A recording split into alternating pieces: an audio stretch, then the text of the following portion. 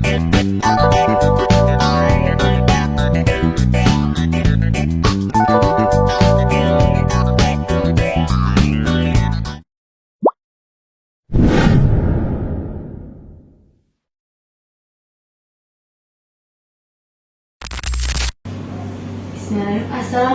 warahmatullahi wabarakatuh. Halo teman-teman, apa kabar semuanya? Selamat datang di podcast kami.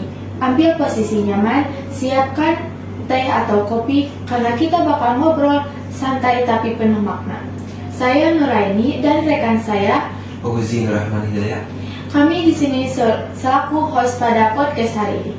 Kami mahasiswa dari Universitas Bakti Tuna Susada Tasikmalaya, Prodi Administrasi Rumah Sakit, Fakultas Ilmu Kesehatan. Oke, di episode kali ini kita akan membahas topik yang sangat penting dan relevan di zaman sekarang, yaitu seberapa penting gizi di zaman sekarang. Dan apa sih peran penting gizi di tengah gaya hidup modern yang serba cepat ini, dan bagaimana kita bisa memastikan tubuh kita mendapatkan asupan yang benar. Hari ini kita gak berdua. Kita kedatangan tamu spesial, seorang ahli gizi yang sudah berpengalaman membantu banyak orang dan memahami pentingnya gizi, yaitu Bapak Hadi Faturrahman, ST-MSI. Selamat datang Bapak. Ya, selamat datang. Oke, langsung saja kita mulai dari dasar dulu ya Bapak. Banyak nih orang tahu kalau gizi itu penting, tapi seberapa besar sih sebenarnya peran dalam kehidupan sehari-hari kita? Oke, ya mungkin perkenalan dulu mungkin di awal supaya lebih ini. Jadi pertama terima kasih sudah mengundang saya di podcast kali ini untuk ini momen yang menurut saya sih menarik lah gitu ya. Kita akan mendiskusikan suatu topik yang benar tadi ya, relevan sekali dengan kondisi sekarang, yaitu berkaitan dengan gizi. Nah, tapi mungkin ini ada disclaimer dulu sedikit ya. Tadi disebutkan saya sebagai ahli gizi, sebenarnya nggak juga gitu. Karena kalau saya lebih ke food scientist sebenarnya, jadi bergerak pada bidang ilmu pangan. Tapi memang kajian-kajian kita di prodi saya, khususnya di teknologi pangan, memang mengarah pada pangan yang bergizi salah satunya. Jadi mudah-mudahan cukup relevan lah dengan topik yang akan kita bahas hari ini terkait dengan gizi di masyarakat. Oke, tadi mungkin langsung menyambung ya ke pertanyaan pertama. Jadi sebetulnya apa sih pentingnya gizi gitu ya? Atau kenapa sih penting gitu ya gizi itu? Kalau misalkan kita tanya atau misalkan kita bertanya ke siapapun, rasanya semua orang sepakat. Kalau misalnya nanya, jadi gizi itu penting nggak sih? Pasti semuanya jawabnya pasti penting. Bahkan orang awam sekalipun yang mungkin tidak belajar tentang gizi gitu ya, pendidikannya misalkan kurang gitu baik gitu ya, pasti ketika ditanya gizi itu penting nggak sih? Pasti jawabannya penting, bahkan penting banget gitu. Tapi pertanyaan selanjutnya adalah mengapa gizi itu penting? Nah, ini yang mungkin tidak semua orang bisa menjawab gitu, karena memang untuk menjawab itu butuh pemahaman yang mendalam gitu ya, butuh pemahaman yang cukup lah gitu ya, untuk menjelaskan seberapa penting sebenarnya gizi untuk kita, sehingga kita sering beranggapan bahwa gizi itu penting. Nah, mungkin di sini saya coba uraikan mungkin ya sedikit lah gitu ya, secara garis besar saja. Oke. Pentingnya gizi itu di mana sih sebenarnya? Jadi pertama gini, berkaitan dengan gizi. Gizi itu kalau kita ketahui adalah suatu zat yang memang dibutuhkan oleh tubuh ya. Untuk apa? Untuk pertumbuhan kita, perkembangan gitu ya, dan lain sebagainya, untuk kesehatan. Artinya kan dari segi itu saja bahwa kita sudah tahu bahwa gizi itu sangat penting sekali untuk kita. Tapi seringkali orang itu menganggap bahwa gizi itu hanya sebatas untuk menjaga misalnya kesehatan fisik saja gitu ya. Padahal enggak, luas sekali fungsi gizi itu bagi kehidupan kita gitu ya, untuk manusia, untuk kita semua. Pertama tadi ya, gizi itu diperlukan untuk menjaga kesehatan kita, jelas ya. bahwa kita untuk mendapatkan kesehatan gitu ya, untuk tubuh kita sehat, kita memerlukan zat-zat gizi yang memang dibutuhkan oleh tubuh kita untuk menjaga organ-organ vital kita seperti jantung, kemudian otak gitu ya. Oke. Sistem pencernaan itu membutuhkan zat gizi yang baik ya, jadi itu menjaga kesehatan fisik kita. Jadi dari segi fisik zat gizi sangat diperlukan. Kedua, zat gizi juga ternyata bukan hanya berperan untuk menjaga kesehatan fisik, tapi untuk menjaga kesehatan mental juga bahkan diperlukan. Oke. Ya, jadi banyak orang yang tidak sadar bahwa mengkonsumsi makanan yang bergizi, yang baik ya, yang bernutrisi itu dapat mencegah kita dari depresi gitu ya, yang sekarang tuh banyak kejadian gitu ya, banyak terjadi yang katanya orang itu gangguan kesehatan mental gitu ya. Nah, bisa jadi itu dampak dari kurangnya asupan makanan yang bergizi, karena nanti kita bisa uraikan gitu ya sejauh mana nanti dampak gizi tadi terhadap kesehatan mental. Terus kemudian gizi juga diperlukan untuk tubuh kita supaya bisa mencegah berbagai macam penyakit. Sekarang itu banyak penyakit-penyakit yang mungkin dalam tanda kutip aneh-aneh gitu ya. Kalau misalkan untuk zaman kita sekarang itu ada cancer, terus ada diabetes, ada penyakit jantung, kolesterol, dan macam-macam lah gitu ya. Dan itu semuanya diakibatkan gitu ya, penyakit-penyakit tadi diakibatkan oleh kurangnya asupan makanan yang bergizi, bahkan mengkonsumsi makanan-makanan yang tidak bergizi gitu. Jadi sangat penting sekali. Terus kemudian untuk perkembangan, kayak misalnya untuk anak-anak ya, jelas untuk pertumbuhan tulang, gigi, otak itu diperlukan zat-zat gizi. Oke. Lalu kemudian untuk kalian misalkan gitu ya, mahasiswa, itu juga sama diperlukan. Untuk apa? Untuk regenerasi sel, untuk perbaikan sel, untuk pertumbuhan sel-sel yang baru gitu ya. Nah, itu kan karena di usia-usia kalian mungkin untuk pertumbuhan udah gak terlalu signifikan, tapi zat gizi itu diperlukan untuk regenerasi sel. Kalau misalnya kalian sakit, itu butuh regenerasi sel, dan itu regenerasi sel itu akan baik gitu ya, akan terjadi secara optimal kalau tubuh kita mendapatkan asupan nutrisi yang baik. Oke. Jadi kurang lebih itulah gitu ya. Jadi dari segi fisik itu penting juga untuk kesehatan fisik, kesehatan mental juga penting, untuk mencegah penyakit juga bisa. Lalu kemudian untuk perkembangan otak gitu anak gitu ya, sehingga nanti ini dampaknya luar biasa ke kognitif lah gitu, ke kecerdasan, ke daya tahan tubuh dan lain sebagainya. Oke. Itu mungkin ya pertama kenapa penting gitu ya. Nice. Untuk selanjutnya Bapak, kalau kita lihat di zaman sekarang dengan banyaknya makanan yang instan dan dengan gaya hidup yang serba cepat, bagaimana ini mempengaruhi pola makanan kita, terutama dalam kaitannya dengan gaya hidup modern yang serba cepat ini. Oke, nah ini jadi suatu permasalahan yang muncul saat ini, di mana kita melihat bahwa sekarang itu kalau kita sadari gitu ya, bahwa ada perubahan pola konsumsi makanan atau pola konsumsi makan, yang mana orang zaman sekarang gitu ya lebih cenderung memilih makanan-makanan yang serba instan, serba praktis. Kenapa? Karena tadi disebutkan bahwa dengan mobilitas yang semakin tinggi, kegiatan yang padat, pekerjaan yang begitu banyak dan menumpuk, sehingga seringkali orang itu gitu ya, atau bahkan kita sendiri gitu ya, tidak terlalu memperhatikan makanan yang kita konsumsi gitu, dan cenderung pada akhirnya memilih makanan-makanan yang instan.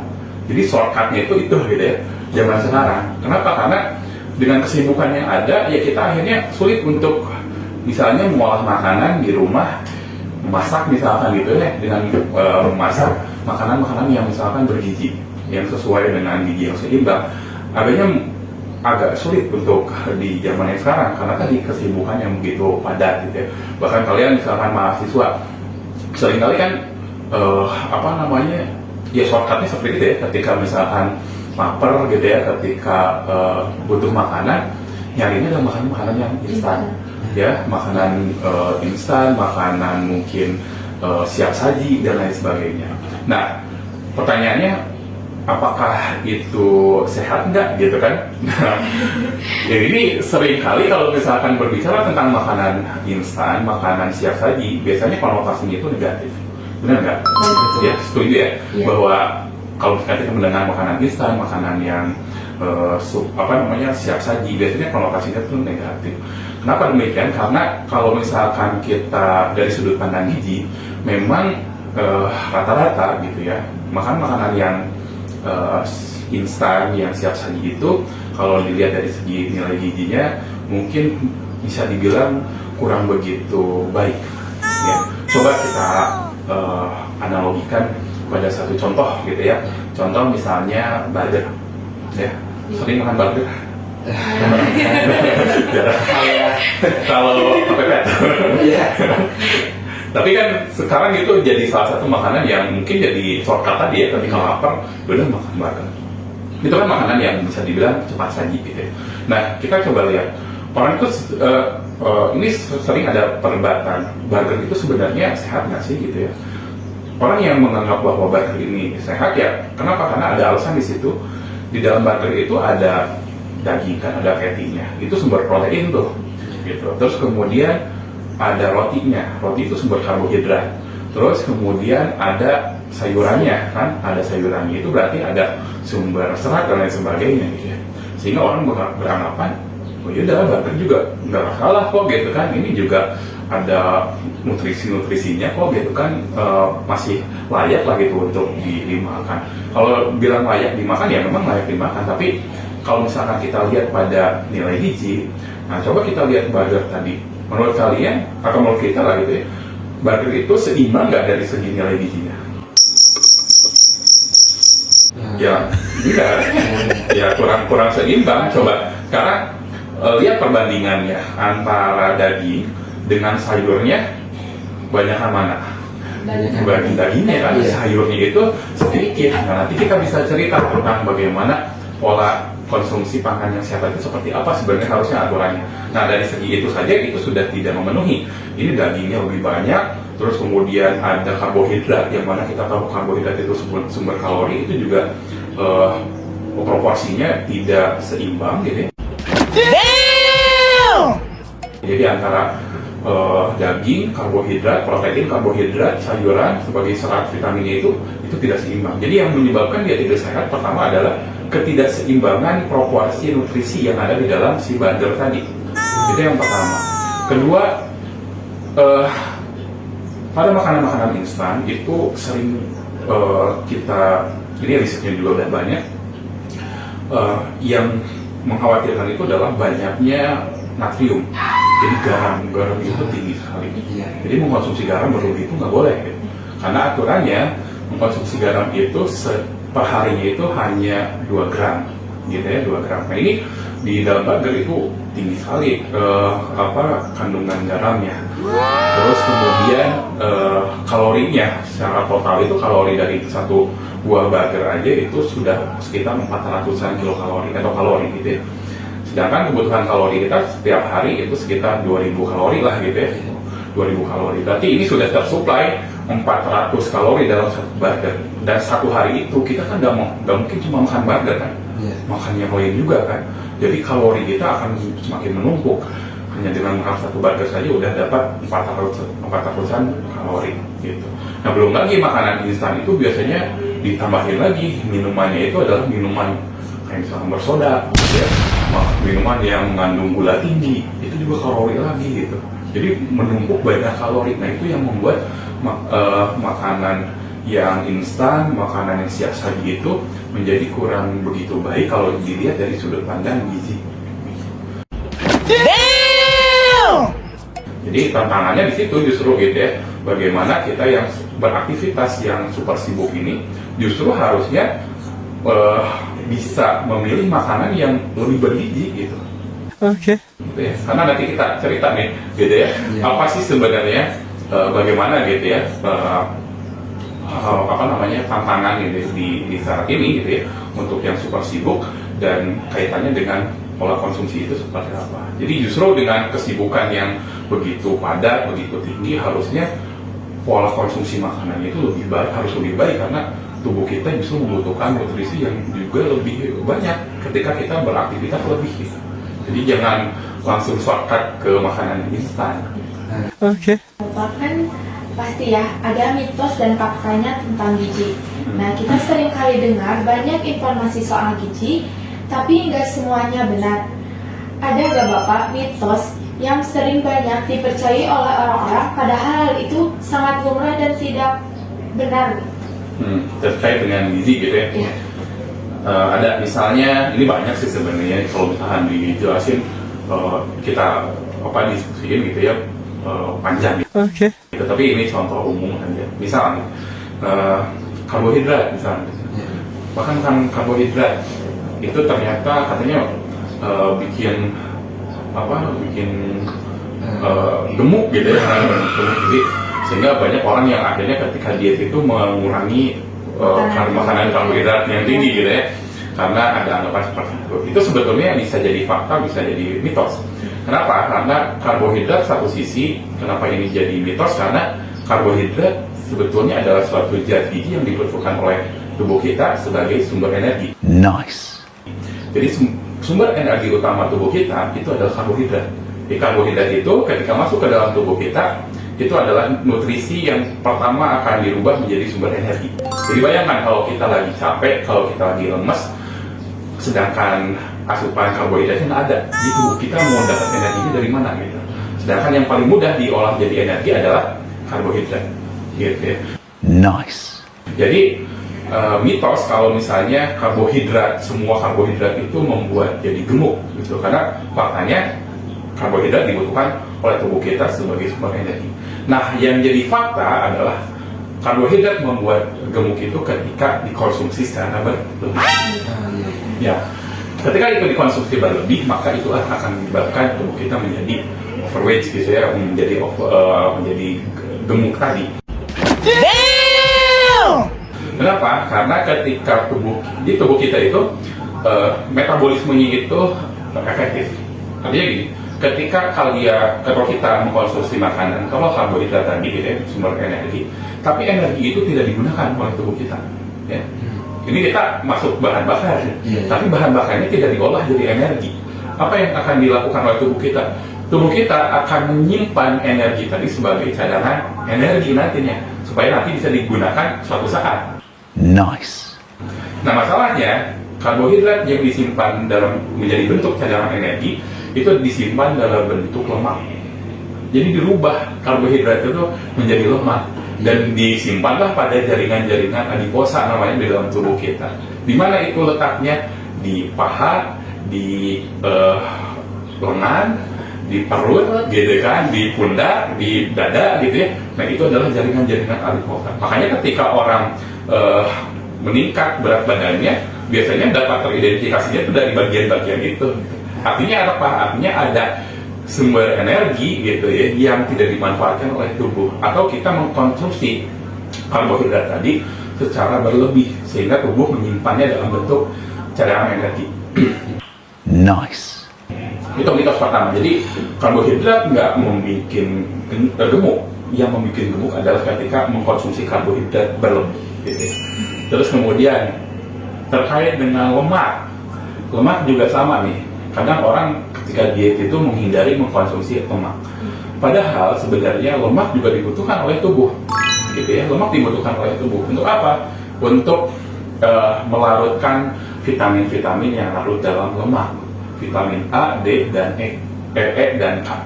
Jadi tubuh kita membutuhkan lemak itu untuk melarutkan vitamin tadi. Okay. Yang mana kita tahu bahwa vitamin dibutuhkan oleh tubuh kita. Jadi ketika kita menghentikan suplai lemak gitu ya, maka bisa dibayangkan tubuh kita akan kekurangan nutrisi seperti misalnya vitamin yang larut lemak tadi. Ya, jadi balik lagi, lemak yang seperti apa yang jadi membahayakan gitu ya, atau kurang baik? Pertama adalah lemak yang dikonsumsi berlebih, sama seperti karbohidrat tadi. Lemak yang dikonsumsi secara berlebih itu tidak boleh gitu ya, karena nanti pada akhirnya akan disimpan tadi. Terus kemudian lemak yang sifatnya itu lemak jahat. Jadi lemak itu ada lemak yang baik, ada lemak yang jahat. Lemak yang jahat itu adalah lemak-lemak yang kalau dalam bahasa gizinya itu adalah lemak yang jenuh gitu. Ya, lemak yang kalau misalnya kalian beli gorengan, minyaknya itu udah dipakai berulang-ulang kali, Oh, iya. nah itu adalah lemak yang jenuh, gitu ya. Nah itu yang bahaya adalah lemak seperti itu. Jadi tidak bisa mengeneralisir bahwa lemak karbohidrat tadi itu adalah salah satu penyebab misalnya kegemukan. Terus mitos-mitos yang lainnya, misalnya ya banyak lah gitu ya. Oke. Gitu ya. Jadi saya kasih 2 contoh gitu aja. Itu juga mudah-mudahan bisa memberikan gambaran. Baik Bapak, tadi kan misalkan kita keseringan makan seperti burger, terus tadi seperti ada lemak jahatnya kayak makanan gorengan yang minyaknya tuh digoreng berkali-kali kan. Nah, kalau misalkan cara menyeimbangkannya dengan sering olahraga itu akan balik nggak? Kayak misal kita sering mengkonsumsi kayak makanan yang nggak baik juga, tapi sering juga olahraga gitu. Nice.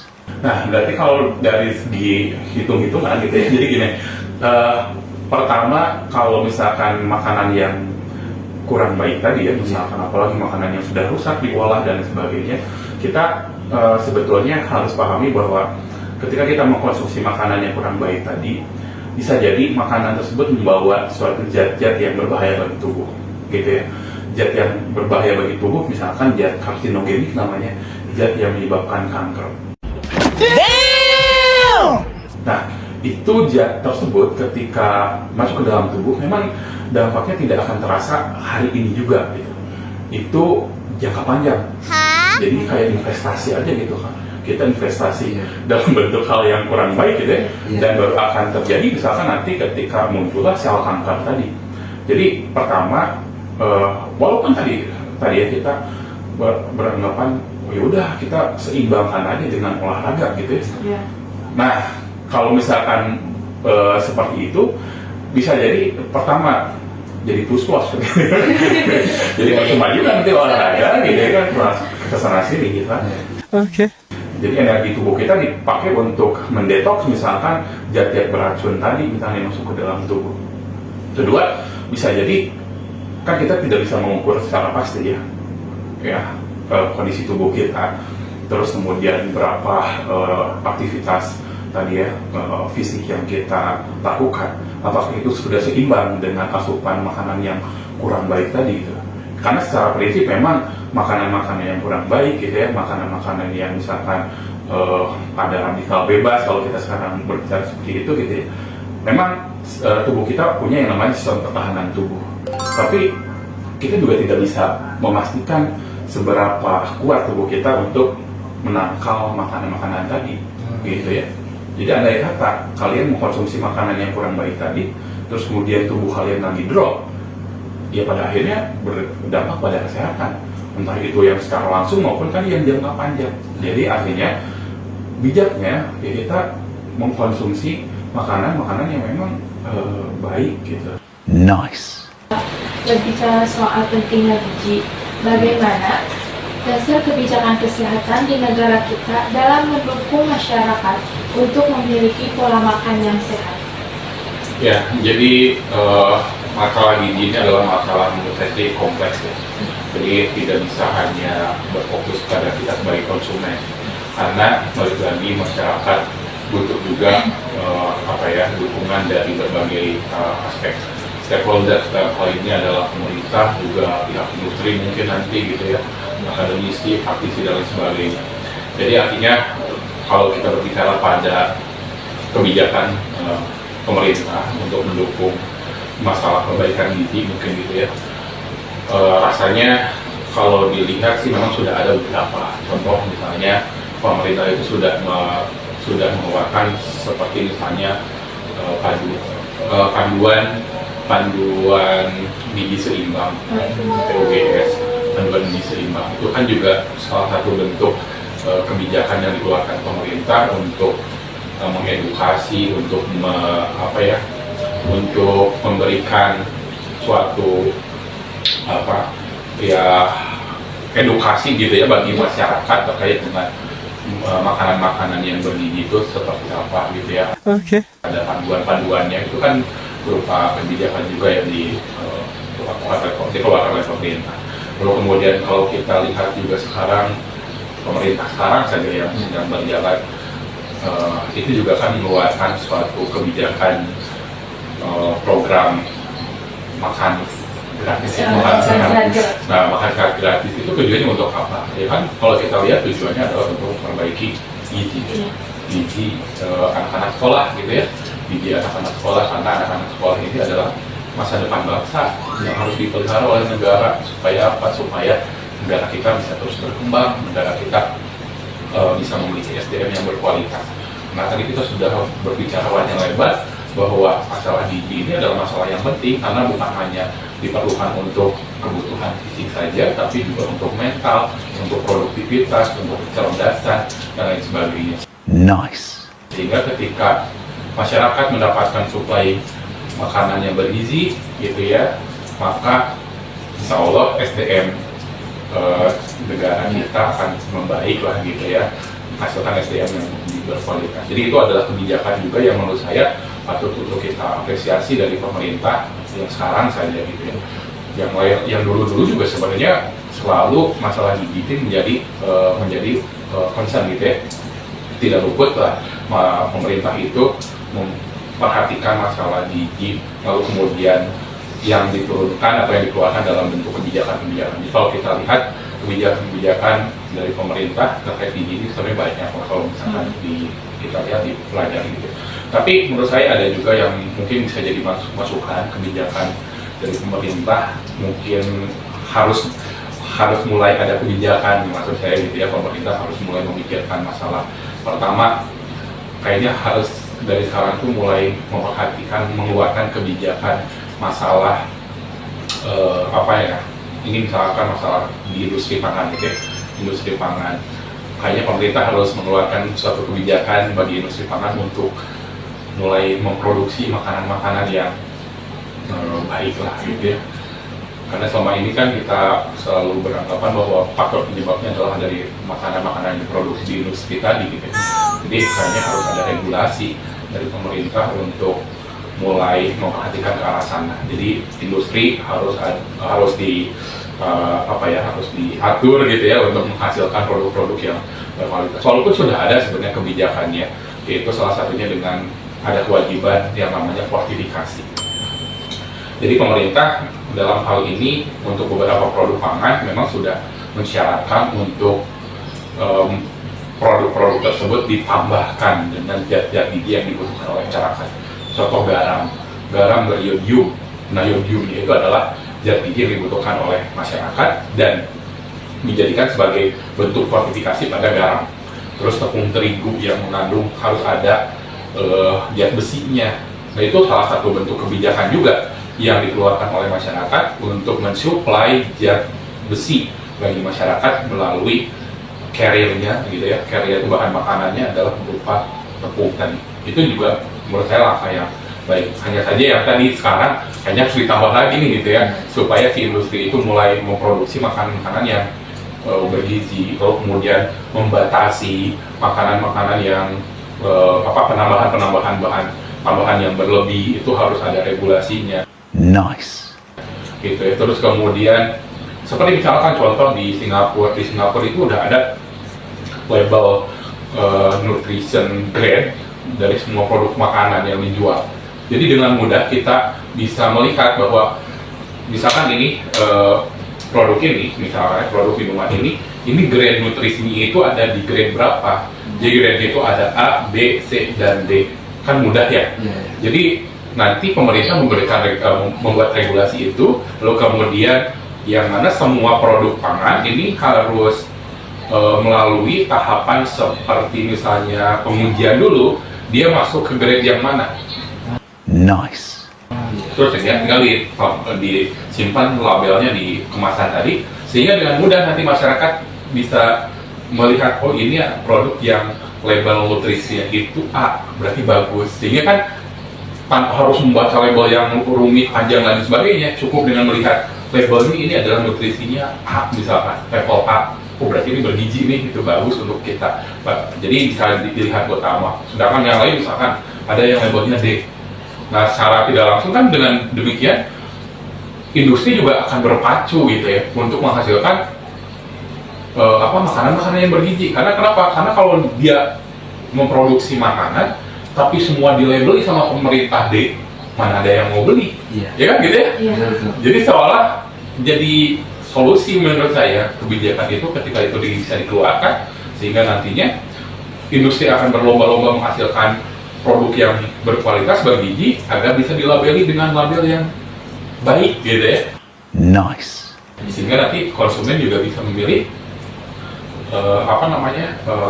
makanan yang bernutrisi yang tepat. Terus kemudian kebijakan juga menurut saya yang perlu diberlakukan gitu ya. Mulai kayaknya harus ada batasan-batasan untuk akses kepada makanan-makanan siap saji. Kayak tadi kita sudah bahas bahwa makanan siap saji salah satunya yang menyebabkan ya tadi gizi yang buruk tadi. Nah, alangkah baiknya kalau misalnya ada suatu regulasi kebijakan yang membatasi, misal makanan siap saji itu tidak boleh diakses oleh anak-anak dari usia berapa sampai berapa. Itu penting menurut saya. Iya. Coba bayangkan. Sedangkan sekarang kebalikan yang ada di kita. Justru makanan restoran-restoran tempat saji itu menjadikan seolah anak-anak sebagai market mereka. Bener kan? Iya, bener. Dengan adanya hadiah mainan, dengan adanya tempat playground di dalamnya, sehingga mereka seolah menjadikan target anak kecil ini sebagai target konsumen mereka. Padahal secara nilai gizi produk yang mereka jual kayaknya menurut saya kurang tepat dikonsumsi oleh anak-anak. Tapi masalahnya karena tidak ada regulasi, tidak ada kebijakan dari pemerintah terkait dengan hal tersebut, sehingga seolah ya udah sah-sah saja. Tapi ya kalau misalkan andai kata pemerintah melakukan pemberlakuan bahwa ini nggak boleh ada akses untuk misalkan untuk dikonsumsi oleh anak kecil, artinya tidak boleh diiklankan secara masif, tidak boleh ada iklan-iklan yang membujuk untuk mengkonsumsi makanan tadi untuk anak-anak, rasanya itu akan menjadi salah satu solusi.